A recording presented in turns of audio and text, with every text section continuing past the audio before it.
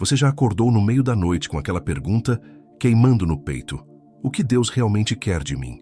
Não é sobre ter dúvidas na fé, mas sobre querer caminhar no centro da vontade dele. É sobre querer viver com propósito, sabendo que cada passo que você dá tem significado eterno. Essa inquietação não é fraqueza, é o chamado do próprio Espírito Santo ecoando dentro de você, convidando você a buscar algo maior que seus próprios planos.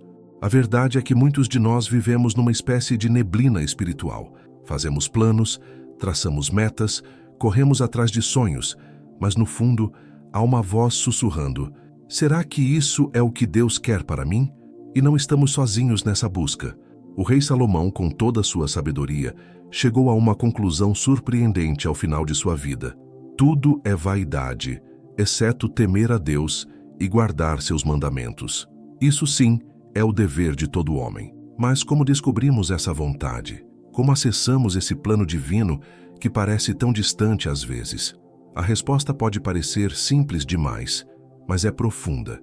Comece onde Deus já falou. Ele não esconde sua vontade de você como se fosse um jogo de adivinhação. Ele já revelou muito nas páginas das Escrituras. O apóstolo Paulo nos diz em Romanos 12 que a vontade de Deus é boa, perfeita e agradável. E mais, ela é descoberta quando renovamos nossa mente. Renovar a mente não é apenas ler a Bíblia uma vez ou outra. É deixar que a palavra penetre tão fundo em você que ela mude a forma como você pensa, sente e age. É permitir que os pensamentos de Deus se tornem seus pensamentos. Quando isso acontece, algo extraordinário ocorre. Você começa a desejar o que Deus deseja. Seus sonhos começam a se alinhar com os propósitos dele. E de repente, a vontade de Deus não é mais um mistério distante, mas uma realidade viva dentro de você. Pense no profeta Samuel, ainda menino, servindo no templo. Ele não sabia ouvir a voz de Deus, mas estava no lugar certo, fazendo o que devia fazer. Quando Deus o chamou, Samuel estava disponível, e essa é a primeira chave: disponibilidade. Deus não revela seus planos para quem já decidiu o próprio caminho. Ele se revela para corações abertos, para almas que dizem: Senhor, aqui estou, fala, porque teu servo ouve. Há uma frase do pastor e teólogo John Piper que ecoa a verdade profunda: Deus é mais glorificado em nós quando estamos mais satisfeitos nele. Isso significa que a vontade de Deus não é apenas sobre o que você vai fazer, mas sobre quem você vai se tornar. Ele não está interessado apenas em te usar como ferramenta. Ele quer transformar você à imagem de Cristo. E nessa transformação, a vontade dele se torna clara como água cristalina. Mas vamos ser honestos. Às vezes queremos que Deus nos dê um manual detalhado. Queremos que ele nos mostre o passo 15 antes de darmos o passo 1. Queremos saber se devemos aceitar aquele emprego, se devemos casar com aquela pessoa, se devemos mudar de cidade. E ficamos paralisados esperando uma revelação espetacular. Mas a verdade bíblica é que Deus revela sua vontade um passo de cada vez. Ele guia pelo caminho certo aqueles que confiam nele. O rei Davi, um homem segundo o coração de Deus, escreveu no Salmo 37, entrega o teu caminho ao Senhor, confia nele e ele o fará. Percebe a ordem? Primeiro você entrega, depois você confia e então ele age. Não é o contrário. Muitos de nós queremos que Deus haja primeiro para depois decidirmos se vamos confiar e entregar. Mas a fé não funciona assim. A fé é dar o primeiro passo na escuridão, sabendo que a luz de Deus vai iluminar o próximo. E aqui está uma verdade libertadora. A vontade de Deus nem sempre é sobre decisões específicas. Às vezes, Deus tem mais interesse no seu caráter do que nas suas escolhas. Ele quer que você seja santo mais do que quer que você seja bem-sucedido. Ele quer que você ame mais do que quer que você impressione. E quando você entende isso, a pressão de acertar todas as decisões diminui, porque você percebe que Deus está trabalhando em você, não apenas através de você. Pense na parábola dos talentos que Jesus contou. Cada servo recebeu uma quantidade diferente, mas o que Deus julgou não foi quanto cada um recebeu, mas o que fizeram com o que tinham. A vontade de Deus para você é que você seja fiel com o que Ele já colocou em suas mãos. Talvez você esteja esperando por algo grande, mas Deus está esperando que você seja fiel no pequeno. porque é na fidelidade das pequenas coisas que o coração é preparado para as grandes. O pastor Rick Warren, autor do livro Uma Vida com Propósitos, nos lembra que você não foi colocado nesta terra por acidente. Deus tinha você em mente antes da fundação do mundo. Ele teceu você no ventre de sua mãe com um plano específico. E esse plano não é sobre você se tornar famoso ou rico.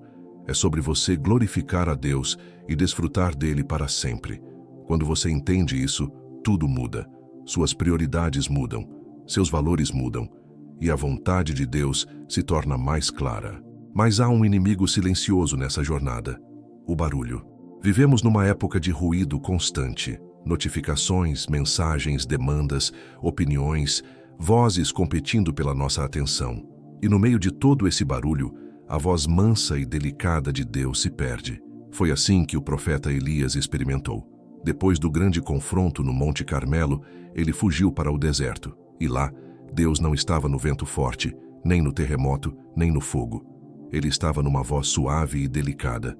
Para ouvir a voz de Deus, você precisa criar silêncio. Não o silêncio externo apenas, mas o silêncio interno. Aquietar a ansiedade, acalmar os medos, desacelerar os pensamentos. E nesse lugar de quietude, onde você para de falar e começa a ouvir, Deus sussurra a direção. Ele não grita. Ele não compete com o barulho do mundo. Ele espera que você venha à presença dele com um coração disposto a ouvir. E tem mais.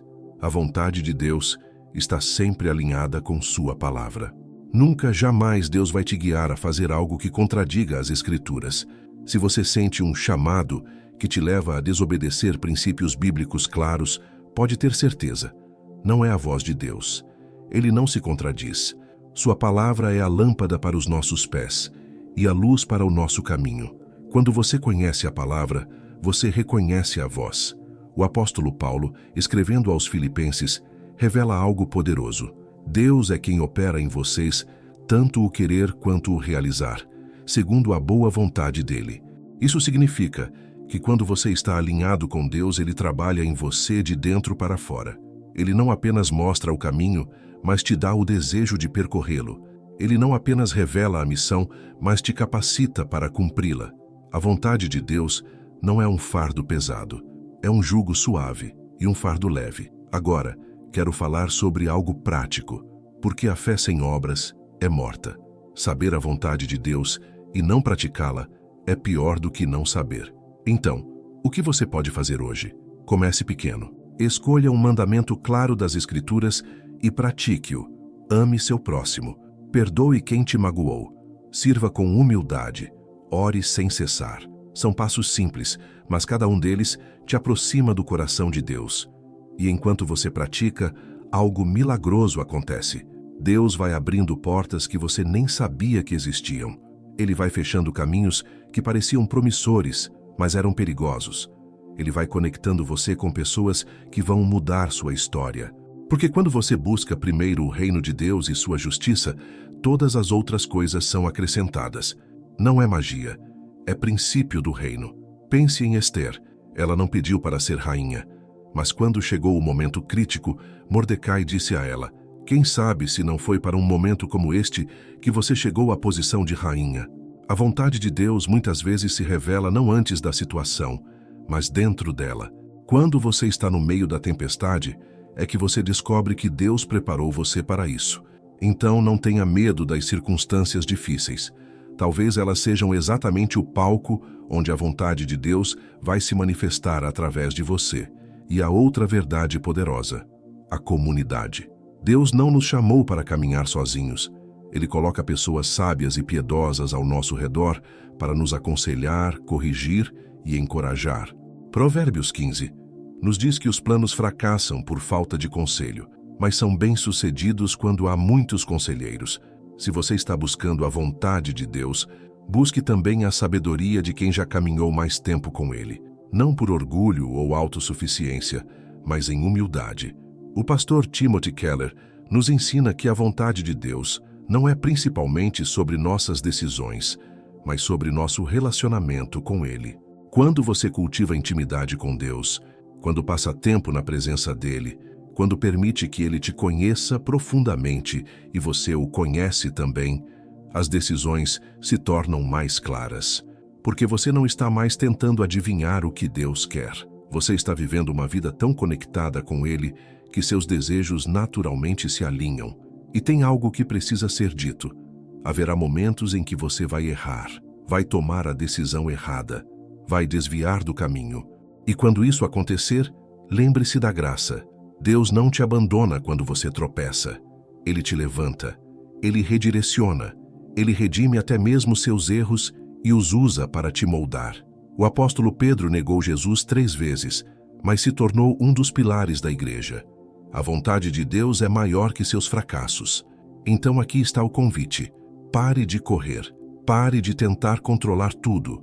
Pare de achar que você precisa ter todas as respostas agora. Simplesmente comece cada dia perguntando: Senhor, o que você quer de mim hoje? E então ouça. E então obedeça. Mesmo que seja algo simples. Mesmo que pareça insignificante. Porque é na obediência diária, nas pequenas fidelidades, que a vontade de Deus se revela em sua plenitude. E quando você olhar para trás, daqui a meses ou anos, vai perceber que Deus estava te guiando o tempo todo. Que cada passo, mesmo os que pareciam incertos, faziam parte de um plano maior. Que Ele estava trabalhando todas as coisas para o bem daqueles que o amam e são chamados segundo o seu propósito. A vontade de Deus não é um destino distante, é uma jornada diária de fé, confiança e rendição. E você não caminha sozinho, Ele vai com você, sempre. Se este texto tocou seu coração de alguma forma, deixe aqui nos comentários seu nome e a cidade ou estado de onde você está assistindo. Queremos orar por você, pela sua família e por aquela pessoa querida que você sabe que está passando por dificuldades. Nossa comunidade é um lugar de intercessão e sua vida importa para nós. E se ainda não se inscreveu no canal, clique no botão inscrever-se e deixe seu like. Isso nos ajuda a levar essa mensagem a mais pessoas que precisam ouvir. Que Deus abençoe você.